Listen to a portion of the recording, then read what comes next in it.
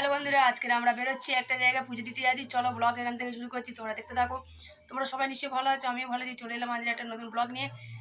চলো বন্ধুরা, ব্লগ দেখতে থাকো। আজকে খুব ইন্টারেস্টিং হবে। আজকে এক জায়গায় পুজো দিতে যাচ্ছি। ওই জীবনে কোনোদিন যাইনি ওই মন্দিরটাতে। মা ছোটোবেলায় পুজো দিয়েছে, সেই মন্দিরে যাচ্ছি। চলো দেখতে।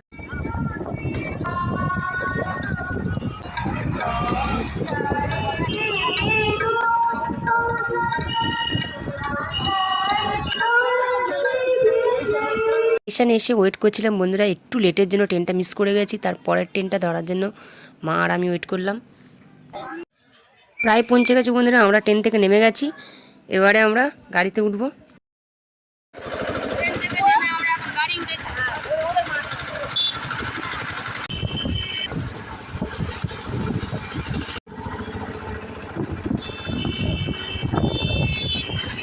এসে গেছি, আসছি বাবা। জুতো রে, এতে যাবো না পুকুরে।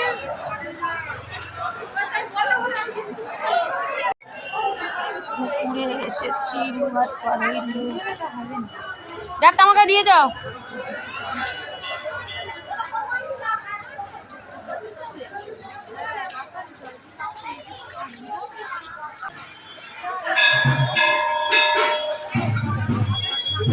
গঙ্গা দেবী দেখো এসব পড়েছে।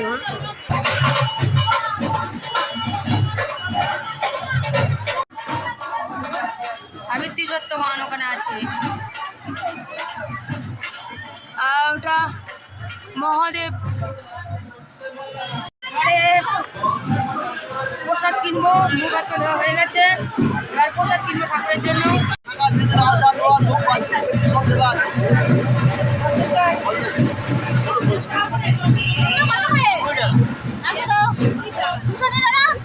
বৌদিদেরটা 50 টাকা নিয়ে নাও, আর মেয়েদিদেরটা 50 টাকার নাও, আর আমাদেরটা 20 টাকার নাও। আপনাদের 20 টাকা করে তিনটে দুটো।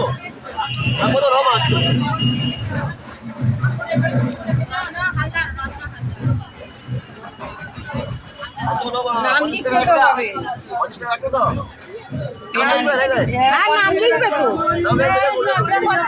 আমাদের পোশাক কেনা হয়ে গেছে, এবারে পুজো দিতে যাবো ভিতরে।